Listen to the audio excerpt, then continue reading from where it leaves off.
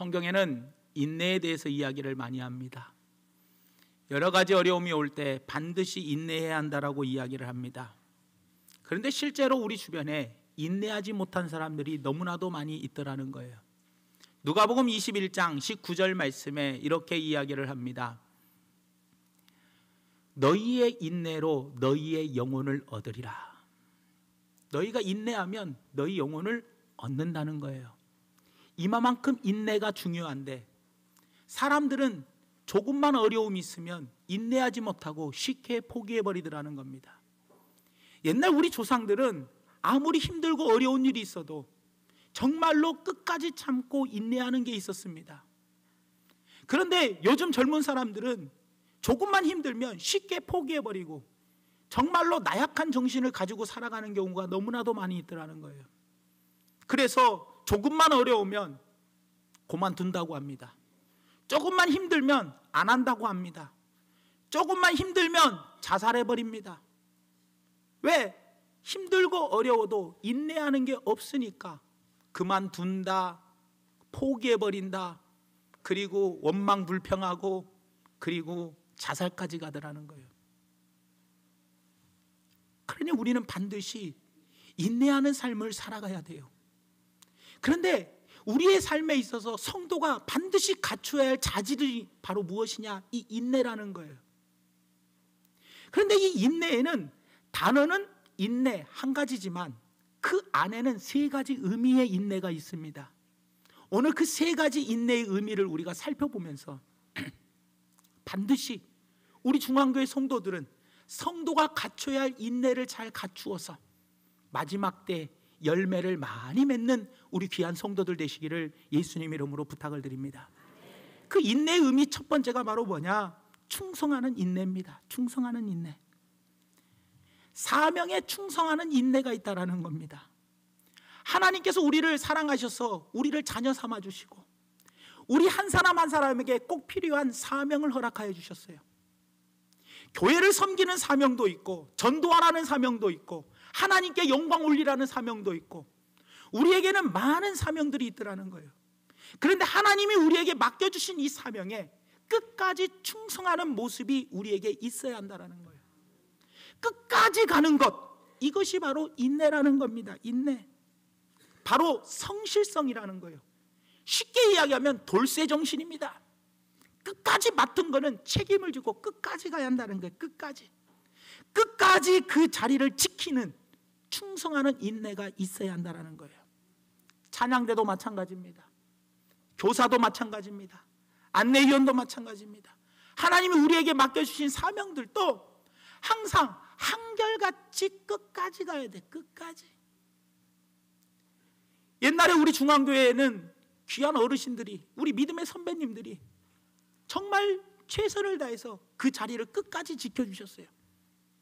믿음의 선배님들이 끝까지 그 자리를 지켜서 끝까지 그 사명을 다하고 충성했기 때문에 우리 교회가 오늘날 여기까지 올 수가 있었어요.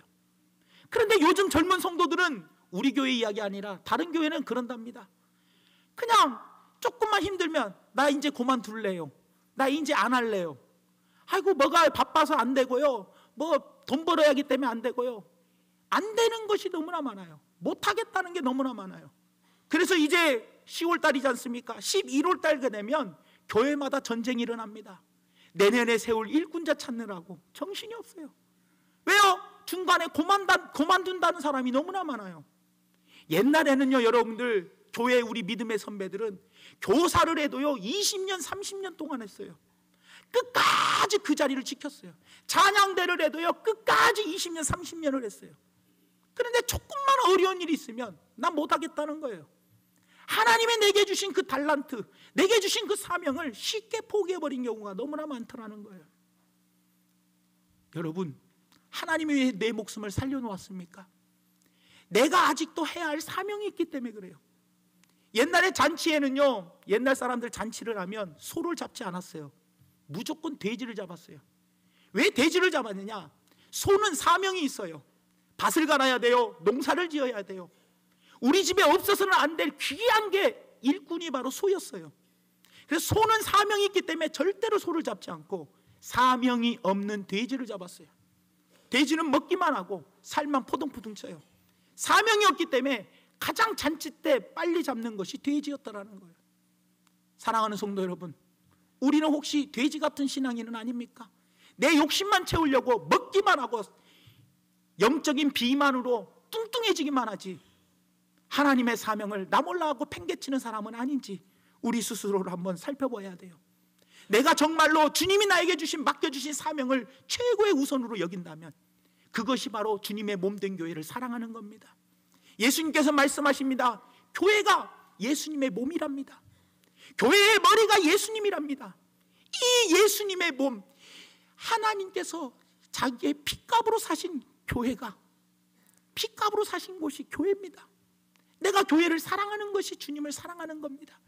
주님의 몸된 교회를 위해서 충성하는 것이 바로 예수님께 충성하는 겁니다, 여러분들.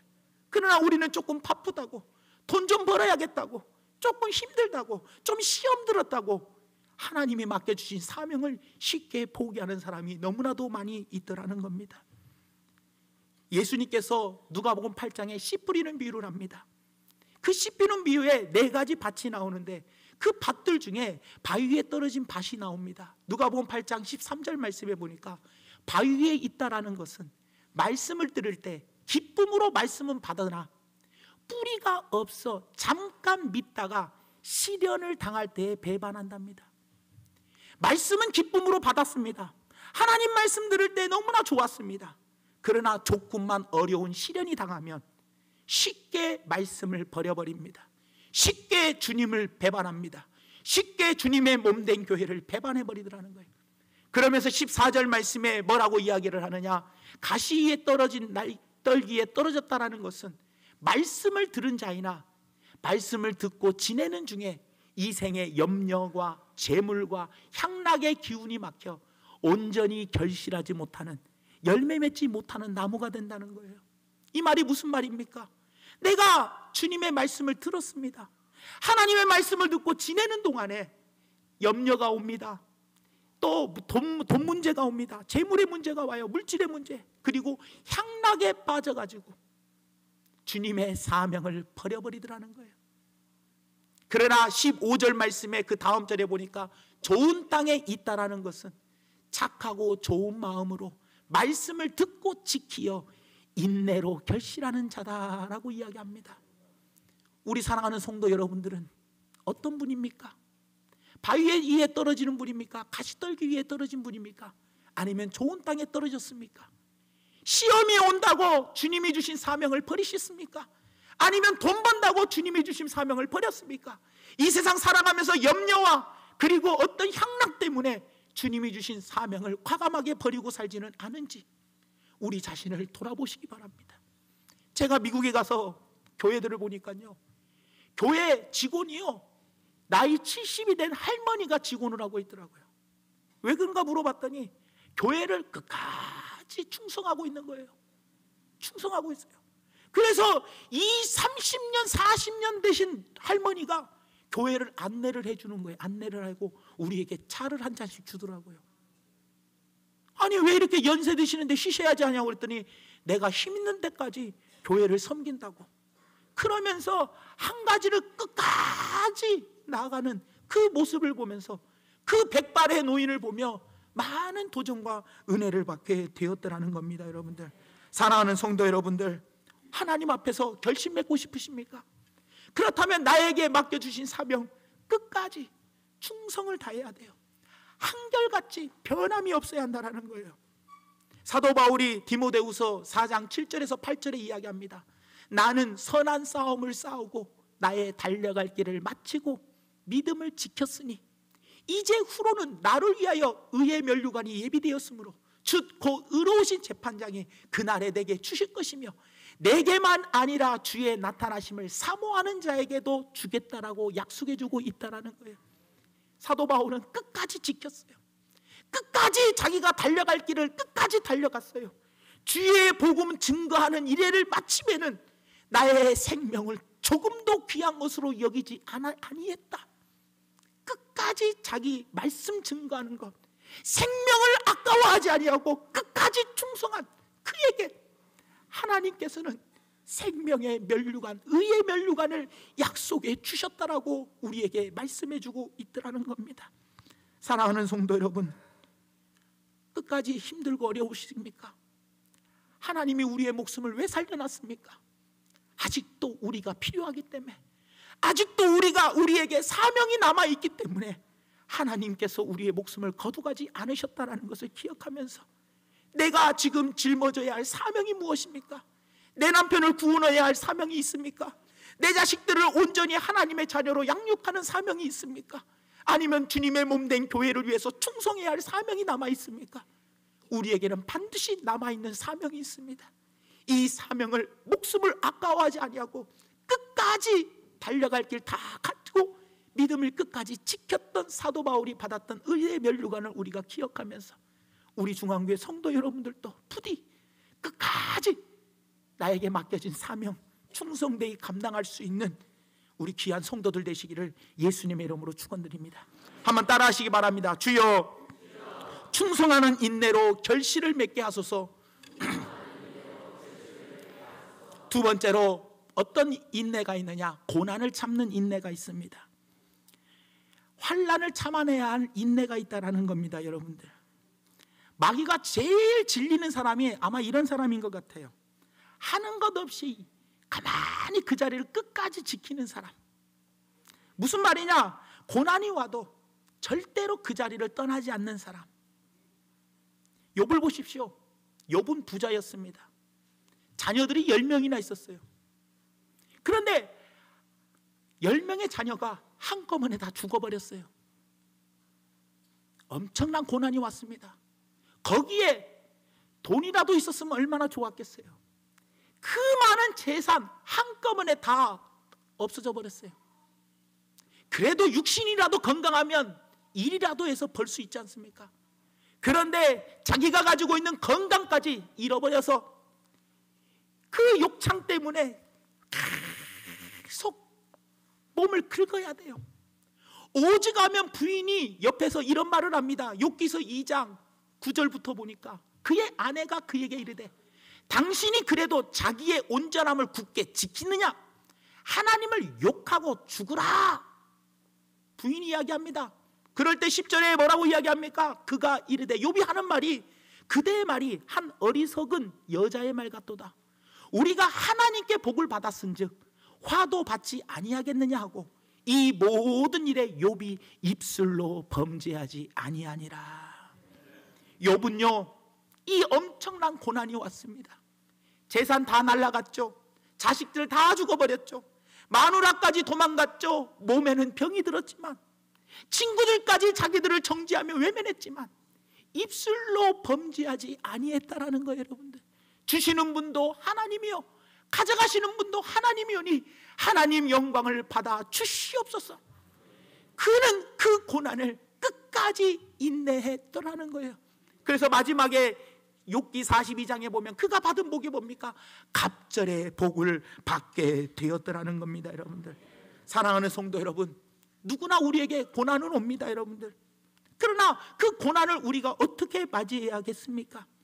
우리의 인생에서 고난이라는 것을 빼면은 남는 게 별로 없습니다. 여러분, 저도 수많은 고난을 겪어서 짧은 인생을 살았지만 많은 고난을 겪어서 이 자리까지 올 수 있었습니다. 여러분들 삶 속에서 고난이라는 것을 제해버리면 얼마나 많은 추억이 남아있습니까? 그래도 그 고난 때문에 내 믿음이 이만큼 자랐고, 그 고난 때문에 내가 하나님께 더 많은 은혜를 받았고, 그 고난 때문에 내 믿음이 정금같이 단련되어졌다는 것, 이것이 얼마나 감사할 노릇입니까? 사도행전 16장 25절 말씀에 보니까 이런 이야기합니다. 한밤중에 바울과 실라가 기도하고 하나님을 찬송하며 죄수들이 듣더라. 이 사건의 배경이 뭡니까? 바울과 실라는요, 귀신 들린 사람을 고쳐줬습니다. 귀신 들린 사람을 고쳐줬는데 억울하게 감옥에 들어갔어요. 아니, 귀신 들린 사람을 고쳐주는데 왜 억울하게 감옥에 들어가야 합니까? 너무나 억울한 거예요, 감옥에 들어간 게. 하지만 바울과 실라는 하나님을 원망하지 않고 오히려 하나님께 기도하고 하나님께 찬송했다라는 거예요. 여러분, 우리는 믿지 않은 사람들에게 이러한 모습을 보여줘야 하지 않겠습니까? 그 안에 있던 죄수들이 다 듣고 아마 미쳤을 거라는 건 생각했을 거예요. 우리도 믿지 않은 사람들에게, 우리 믿음의 후배들에게 이런 모습 보여줘야 하지 않겠습니까? 우리 교회가 그래도 남원에서 세 번째로 역사가 깊은 교회입니다. 그렇다면 믿음의 선배 교회 아닙니까? 믿음의 후배들에게, 또 세상에 믿지 않은 사람들에게 고난이 왔을 때에도 원망하고 불평하지 아니하고 끝까지 그 고난을 참고 그 자리에 서 있을 수 있는, 그 고난을 오히려 기쁨으로 받아들일 수 있는, 하나님께 감사와 찬양과 영광을 올려줄 수 있는 성숙한 모습을 보여줄 수 있는 그런 성도들이 되어야 하지 않겠냐라는 거예요. 여러분들, 사랑하는 성도 여러분, 그래야 남원에 믿지 않은 사람들이 우리의 모습을 보며 그래, 너희들은 진짜 그리스도인이다, 너희들은 정말로 하나님을 믿는 사람이라고 우리의 모습을 보며 하나님께 영광 돌리지 않겠냐라는 거예요. 여러분들, 사랑하는 성도 여러분, 힘들고 어려우십니까? 사람은 누구에게나 고난이 옵니다. 하지만 고난이 올 때 고난 너머에 주님께서 예비해 두신 상급을 바라보시기 바랍니다. 베드로전서 1장 6절에서 7절 말씀에 보면 이런 말씀이 있습니다. 그러므로 너희가 이제 여러 가지 시험으로 말미암아 잠깐 근심하게 되지 않을 수 없으나 오히려 크게 기뻐하는도다. 너희의 믿음의 확실함은 불로 연단하여도 없어질 금보다 더 귀하여 예수 그리스도께서 나타나실 때에 칭찬과 영광과 존귀를 얻게 할 것이니라. 여러분, 여러 가지 시험으로 말미암아 잠깐 근심할 수는 있습니다. 하지만 오히려 우리가 더욱더 크게 기뻐해야 할 이유가 바로 뭐냐? 우리의 믿음이 연단되어져서 금보다 더 귀한 믿음이 되어서 예수님께서 이 땅에 재림하실 때 주님으로부터 칭찬과 영광과 존귀를 받게 된다라는 거예요.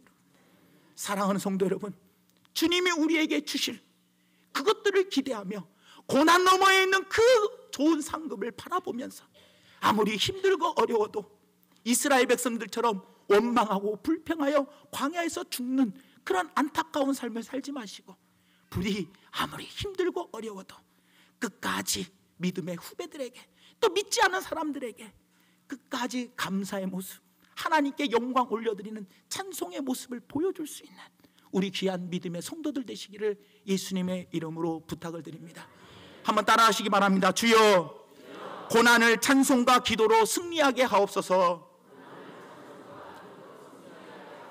세 번째 고난의 의미에는 이런 뜻이 있습니다.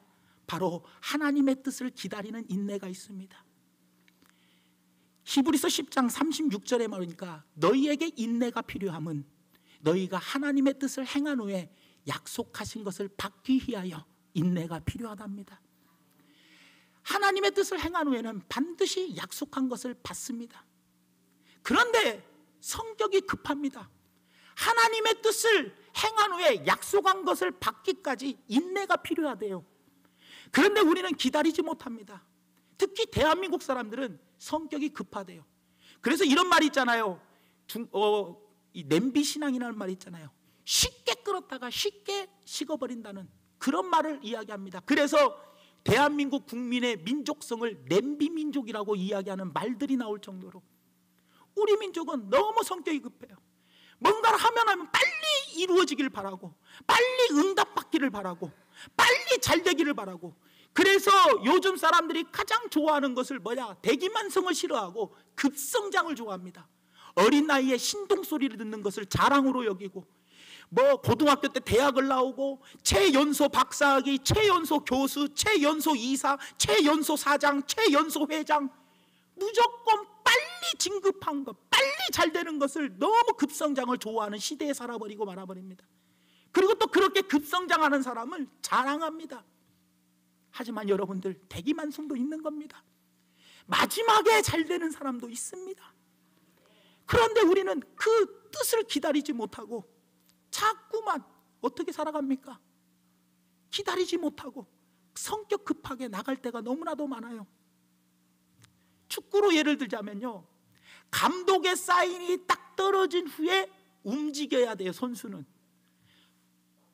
그래서 공격해, 수비해, 감독의 사인이 있어야 딱 공격도 하고 수비도 합니다. 야구도 마찬가지예요. 다 사인입니다. 농구도 그렇고 다 사인이에요. 도루해, 번트돼,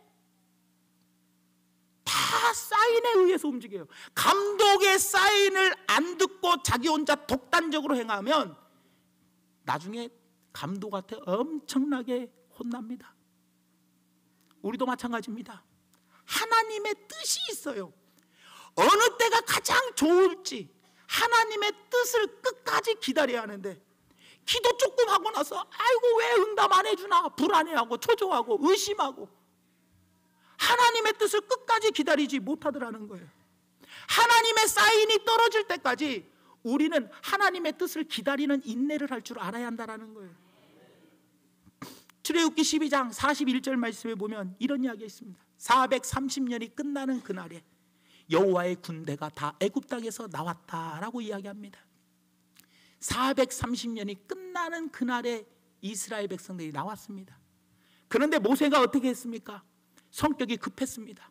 나이 40살이 되었을 때 모세가 어떻게 합니까? 자기가 어떻게 한번 민족을 어떻게 해보겠다고 자기 민족을 괴롭히는 애굽 사람을 죽여버립니다. 그리고 결국은 뭐예요? 도망자의 신세가 돼버리고 말아버립니다. 여러분들, 하나님의 때를 기다렸더라면 얼마나 더 아름다웠겠습니까? 하지만 모세는 하나님의 때를 기다리지 못하더라는 겁니다. 여러분들, 그러나 다윗은 어떻습니까? 하나님의 때를 기다립니다. 자기가 10년 동안이나 도망다니는 신세였어요. 사울왕을 죽일 기회가 2번이나 있었어요. 지금 죽여버리면 자기가 왕이 되고 고생 끝 행복 시작이 되었을 겁니다. 그러나 2번이나 찾아온 기회를 하나님께서 알아서 하실 때까지 기다린다. 하나님의 기름 부은 종은 내가 절대로 손댈 수 없다. 하나님께서 전쟁에서 죽이시든지 질병으로 죽이든 하나님께서 하실 일이다. 하나님의 뜻을 기다렸더니 나중에 사울이 결국은 전쟁에서 죽고 자연스럽게 다윗이 왕이 되더라는 거예요. 여러분들, 우리 생각으로 일을 처리해 나가면 안 됩니다. 하나님의 뜻을 기다릴 줄 아는 사람이 되어야 돼요. 사울왕은 어떻습니까? 여러분들, 하나님의 때를 기다리지 못했어요. 사무엘이 좀 늦게 왔어요. 7일을 기다려도 사무엘이 오지를 않아요. 전쟁은 시작이 되었고 제사를 드리고 나가야 하는데 제사를 드려야 할 사무엘이 요즘 말로 말하면 코리아 타임이요, 안 와. 마음은 조급하고 불안하니까 제사장이 지내야 할 제사를 사울왕이 자기가 기다리지 못하고 자기가 드려버렸어요. 사무엘이 왜 늦게 오는가? 늦게 올 이유가 있겠지. 하나님의 어떤 뜻이 있겠지. 끝까지 말씀 붙잡고 끝까지 기다려야 하는데 기다리지 못했더라는 겁니다. 여러분들, 우리가 너무나 잘 아는 아브라함 이야기 알잖아요. 하나님께서는 아브라함에게 반드시 아들을 주신다고 약속했어요. 1년을 기다렸습니다. 2년을 기다렸습니다. 3년을 기다렸습니다. 아무리 5년을 기다려도 하나님이 주신다는 약속을 했는데 아들을 주시지 않아요. 기다리지 못하고 성급하게 사라의 몸종 하가를 통해서 이스마엘을 낳아버립니다. 나중에 와서 2000년이 흐른 지금의 그 팔레스타인과 이스라엘이 얼마나 싸웁니까? 이스마엘의 후손과 이삭의 후손이 지금도 싸우고 있더라는 거예요. 그래서 이런 말이 나오잖아요. 서두르면 이스마엘 낳고 기다리면 이삭을 낳는다. 하나님께서 때가 있으니까 기다리라고. 그때에 가장 적절한 때, 내가 하나님이 나에게 주실 만한 그 때를 하나님께서 우리에게 주실 건데 우리는 기다리지를 못해요. 조급해요. 그래서 성급하게 내 방법대로, 내 생각대로, 내 경험대로 내가 일을 저지르고 말아 버리더라는 거예요. 사랑하는 성도 여러분들, 우리는 어떻게 살아가야 되겠습니까? 인내하지 못하면 하나님께서 주신 기업이 끝납니다. 여러분들, 인내를 포기하는 것은 위험의 문을 여는 것과 똑같은 겁니다. 여러분들, 그렇기 때문에 가장 안전한 것은 하나님의 때를 기다릴 줄 아는 인내가 가장 안전한 겁니다. 여러분들, 그렇기 때문에 여러분들 절대로 서두르지 마시고 끝까지 기다리고, 기다리면 하나님께서 때가 되면 반드시 주신다는 것을 기억하며 그 때를 기다릴 줄 아는 우리 귀한 성도들 되시기를 예수님의 이름으로 부탁을 드립니다. 에레미야 애가 3장 25절 말씀에 이렇게 이야기합니다. 무릇 기다리는 자에게나 구하는 영혼에게 여호와께서 선하시도다. 기다리는 자들에게나 구하는 영혼들에게 여호와는 선하시다, 선을 행하신다라고 이야기합니다. 그러면서 그 다음 절에 26절에 하는 말씀이 사람이 여호와의 구원을 바라고 잠잠히 기다리는 것이 좋다라고 이야기합니다. 사랑하는 성도 여러분, 시편 40편 1절에도 그러잖아요. 내가 하나님 내 여호와를 기다리고 기다렸더니 귀를 기울이사 나의 부르짖음을 들으셨도다. 하나님께 기도했어요. 기도했는데도 하나님께서 응답을 안 주셔도 끝까지 하나님을 기다리고 기다리세요. 기다리면 때가 되면 귀를 기울이사 나의 부르짖음을 들어주십니다. 여러분들, 그러니 하나님의 때를 기다릴 줄 아는 성격 급한 성도 되지 마시고 때를 기다려야 복이 됩니다. 기다리지 못하고 내 방법으로 나아갔단 낭패를 보고 말아버린다는 것을 기억하며 감독의 사인이 떨어져야 선수는 행동으로 옮기듯이 우리는 하나님의 사인이 떨어져야 움직여야 한다는 그런 것을 꼭 기억하시면서 하나님의 때를 잘 기다릴 줄 아는 우리 믿음에 귀한 성도들 되시기를 예수님의 이름으로 부탁을 드립니다. 말씀의 결론을 맺습니다. 요즘 옛날 사람들보다 옛날 어르신들은 힘들고 어려움을 겪었기 때문에 참 인내를 잘 하셨습니다. 그렇게 힘들고 어려워도 굶어가면서도 자녀 잘 키우겠다고, 앞으로 잘 살아보겠다고, 우리 교회가 잘 되기를 위해서 많은 인내를 하며 살아왔습니다. 그러나 요즘 젊은 사람들은 어떻습니까? 잘 먹고 잘 살 때 태어나서 고생을 모르고 사는 사람이 너무나 많고, 심지어는 이제 유교를 겪지 않은 사람들이 너무나 많은 이 세상에 살아가고 있어요. 그렇기 때문에 그때 그 참상에 대해서 아는 사람도 이제는 얼마 없고 보릿고개가 무엇인지 아는 사람도 없는 이 시대가 돼버렸습니다. 그러다 보니 그냥 무조건 부모가 해준 대로만 먹고 살았기 때문에 조금만 힘들고 어려운 일이 있어도 견디지 못하고 직장을 쉽게 그만두고, 그리고 내 뜻대로 안 돼버리면 땡깡 놓고 부모를 막 학대하고 협박하고, 그리고 심지어는 뭐 이 세상에서 못 살겠다고 자살까지 하는 상황이 이제는 벌어지고 말아 버렸습니다. 하지만 우리는 세상에 빛이어야 할 거 아닙니까? 우리 믿는 사람들이 세상의 본이 되어야 하지 않겠습니까? 그렇다면 성도가 갖추어야 할 기본 자질이 바로 인내입니다. 그 인내 중에 하나님이 내게 맡겨주신 사명에 끝까지 충성하는 인내가 있어야겠고, 그리고 어떠한 고난이 와도 어떠한 시험과 환난이 와도 끝까지 감사하며 끝까지 그 환난을 이길 수 있는 인내가 반드시 있어야 합니다. 그리고 하나님의 뜻을 기다릴 줄 아는 그런 인내가 있어야 합니다. 우리 중앙교회 성도 여러분들, 한결같이 끝까지 사명에 충성하는 인내를 가지십시오. 두 번째로 찬송과 기도로 고난을 참는 인내를 가지십시오.